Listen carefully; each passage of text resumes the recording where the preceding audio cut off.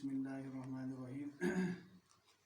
عبس وتولى ان جاءه الاعمى وما يدريك لعله يزكى او يذكر فتنفعه الذکرى صدق اللہ العظیم۔ اس صورت کا شان نزول یہ ہے، ایک مرتبہ نبی کریم صلی اللہ علیہ وآلہ وسلم رؤسائے قریش مکہ ولید بن ابو جہل، ولید بن عتبہ اور امیہ بن خلف اور ولید بن مغیرہ اور عباس بن عبد المطلب سے گفتگو فرما رہے تھے۔ اتنے میں ایک نابینا صحابی آ کر آپ صلی اللہ علیہ وسلم سے کچھ پوچھنے لگے، اور وہ اس طرح الفاظ ہیں: اے محمد صلی اللہ علیہ وسلم، مجھے آپ سکھلائیے اور مجھے بتلائیے وہ باتیں جو اللہ نے آپ کو سکھائی ہے۔ زور سے بولنے لگے، تو آپ صلی اللہ علیہ وسلم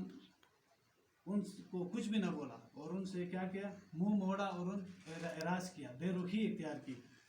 تو آپ صلی اللہ علیہ وسلم کو نے اس طرح کیا،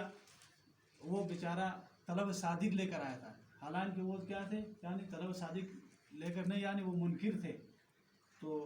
اللہ رب العزت کو یہ پسند نہیں آیا، یہ معاملہ پسند نہ آیا۔ حالانکہ آپ فرماتے ہیں کہ وہ کیا تھے، بے پرواہ تھے کفار لوگ، اور یہ طلب صادق لے کر آئے تھے۔ طلب صادق سچی طلب لے کر آئے تھے، اور وہ بے پرواہ تھے اور دین کی طرف توجہ ہی نہیں دیتے تھے۔ تو فرماتے ہیں کہ جب آپ صلی اللہ علیہ وسلم کو یہ آیت نازل فرما کر آپ صلی اللہ علیہ وسلم کو کیا کی تنبیہ کی گئی، اے محمد صلی اللہ علیہ وسلم،